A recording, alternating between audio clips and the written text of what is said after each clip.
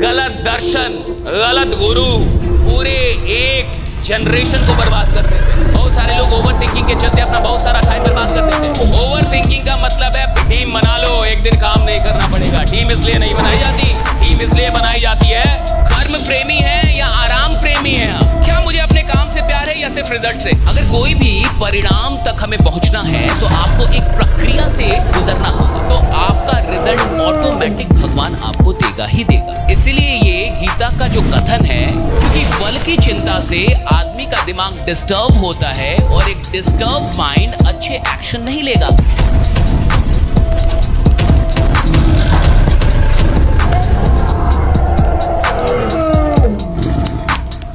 Over thinking का मतलब है प्रॉब्लम के बारे में बार बार सोचना।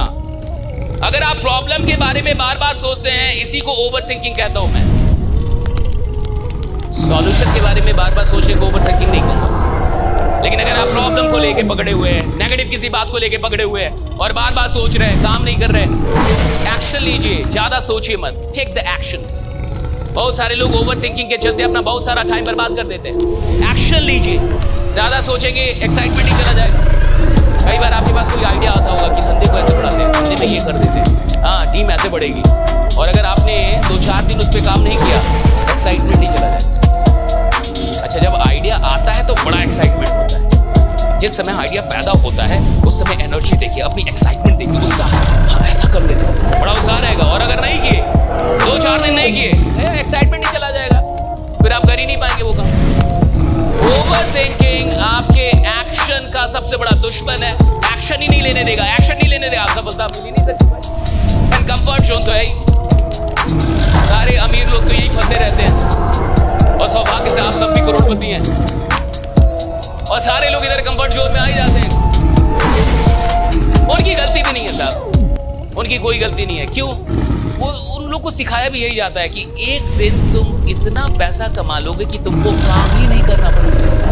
गलत दर्शन, गलत गुरु पूरे एक जनरेशन को बर्बाद कर देते हैं। 30 साल से गलत दर्शन चलाया गया टीम वर्क में, गलत दर्शन कि टीम बना लो, एक दिन काम नहीं करना पड़ेगा। टीम इसलिए नहीं बनाई जाती कि एक दिन काम ना करना पड़े, टीम इसलिए बनाई जाती है कि एक दिन इतना काम हो कि आराम करने की फुर्सत ना हो, इतना काम हो राइडा, इसलिए टीम बनती है। यहाँ सरियाऊं, कलवाऊं 30 दिन कहीं ना कहीं जा रहा हूँ, टॉक दे रहा हूँ, अपनी कहानी सुना रहा हूँ, अपनी सफलता के मंत्र बता रहा हूँ, इसलिए टीम बनती है साहब। टीम सोने के लिए थोड़ी बनती है। बट शर्तों के साथ कभी मोहब्बत हुई है? लव तो होता ही अनकंडीशनल है, कंडीशन लगा देंगे तो फॉर्मेलिटी निभाएगा और काम नहीं करेगा, और काम नहीं करेगा। मैं लिख के देता हूं, आप बोलिएगा 4 मीटिंग लेना है, दिखा देगा कि ले रहा हूं। घंटा ले रहा है कि नहीं, घंटा आप देख पाएंगे। काम ही नहीं करेगा ना, और मन से काम नहीं करेगा तो रिजल्ट आएगा नहीं आएगा। क्यों दौड़ाना चाहते हैं फालतू का लीडर को? मत दौड़ाइए। इससे अच्छा तो उसको बोलिए कि तुम बैठे रहो, मैं तुमको बैठा के पैसा दूंगा। तुमको अगर लगता है कि मेरे मिशन में दम है, हमारे मिशन में दम है, और तुमको अगर लगता है कि यार ये मिशन आगे जाना चाहिए, तो काम करो, वरना बैठे रहो, हम पैसा देंगे तुमको। ये बोलते तो शायद वो सोना छोड़ देता, काम करने लगता, वो काम करने लगेगा। फिर आप कह रहे नियम बना दो, कंडीशन से कोई आज तक काम किया है? नियम तो बना हुआ है, रोज रेप हो रहा है, संविधान तो बना हुआ है, रोज ही चोरी डकैती हो रही है। रूल से नहीं होता साहब। मोहब्बत चाहिए, मोहब्बत पैदा करना होगा। अगर आप मिशन लेके चल रहे हैं, मोहब्बत पैदा, गलत ट्रेनिंग मत दीजिए। किसी को मत समझाइए कि आराम करने के लिए आए हो क्या? यहाँ पे आदमी आराम करने के लिए पैदा हुआ है? गधा पैदा होते हैं? आदमी क्या के लिए पैदा हो गए? आदमी पैदा हुआ कर्म करने के लिए, काम करने के लिए, अंतिम सांस तक। ये तो ईश्वर से मनाइए कि भगवान मुझे ऐसा रखो कि अंतिम सांस तक काम करता रहूं, अंतिम सांस तक काम करता रहूं, लास्ट ब्रेथ।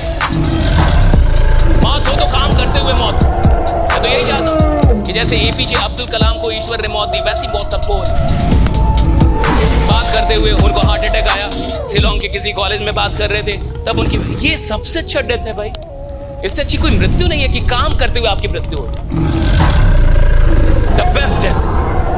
वो कौन सा डेथ है जिसमें हॉस्पिटल में पड़े 4 महीने से पड़े हुए हैं, सांस ऊपर नीचे जा रही है, वो कोई डेथ है भाई?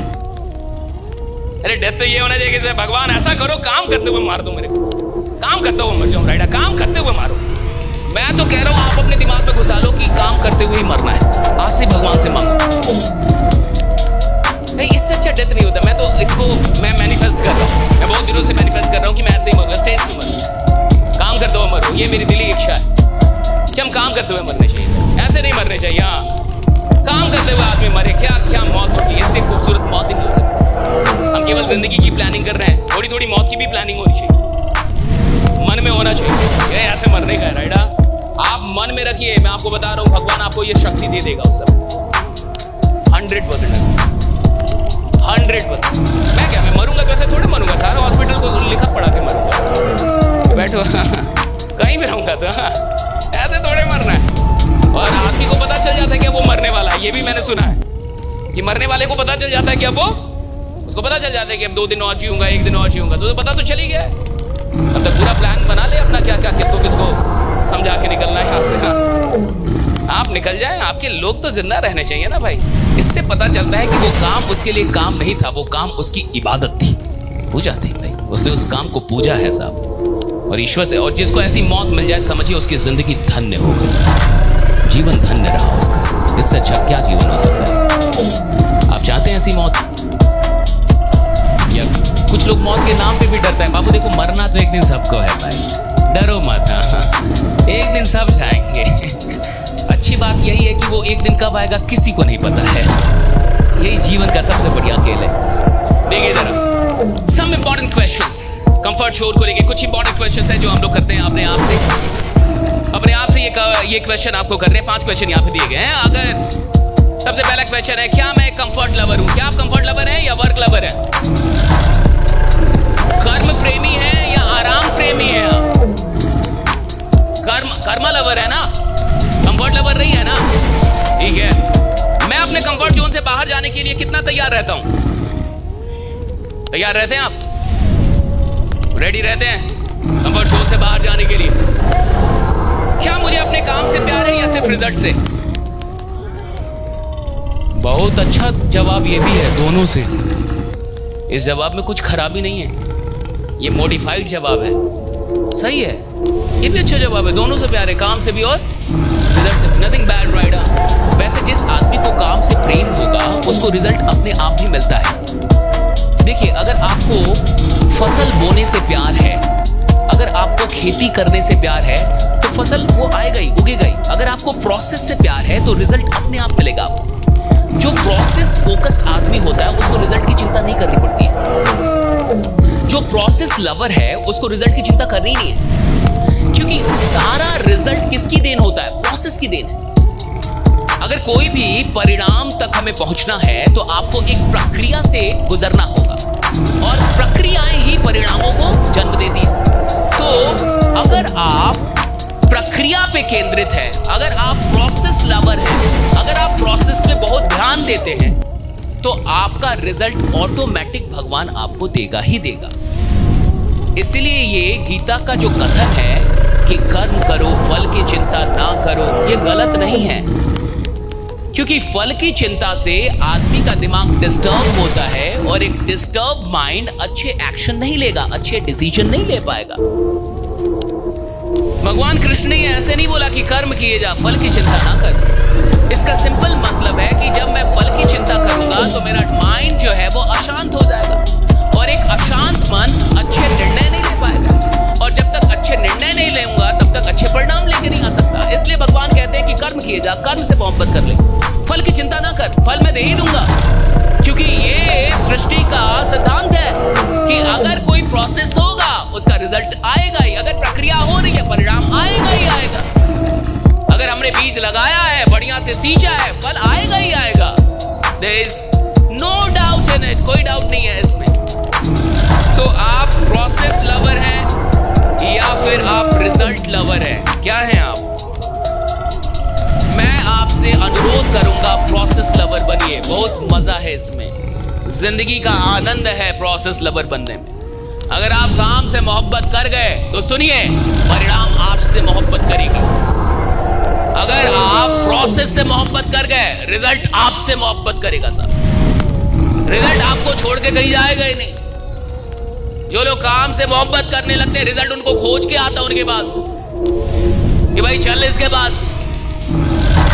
इसलिए प्रोसेस लवर बनिए, रिजल्ट लवर मत बनिए, इसमें घाटा है। ये बात में समझ में आता है। मैं भी पहले कुछ बोलता था उल्टा सीधा, फिर मुझे सच में समझ में आया कि प्रोसेस लवर ही होना सही है। मैं गलत था, मेरे को ये बात समझ में आई, मैंने सुधार लिया कि नहीं यार, बेस्ट तरीका जीवन जीने का गीता में ही कहा गया है कि कर्म करो, फल की चिंता ना करो। और कृष्ण की बात पे आपको कोई हक ही नहीं है कि आप उसको तोड़े मड़ोड़े। उन्होंने जो कहा है बहुत ही परफेक्ट बात, वो तो शाश्वत सत्य है, उसमें क्या दिमाग लगाना, वो तो पूर्ण सत्य, उसमें दिमाग लगाने की आवश्यकता ही नहीं। प्रोसेस लवर बनने की कोशिश कीजिए, प्रोसेस से मोहब्बत कीजिए, जर्नी से मोहब्बत कीजिए, मंजिल अपने आप आपको खोज के मिलने लगेगी, आपके पास आ ही जाएगी। राइट, इस आदमी को यात्राओं से मोहब्बत हो जाएगी, मंजिलें उसके कदमों में आने लगती है साहब, वो खुद आकर्षित होकर आएंगी।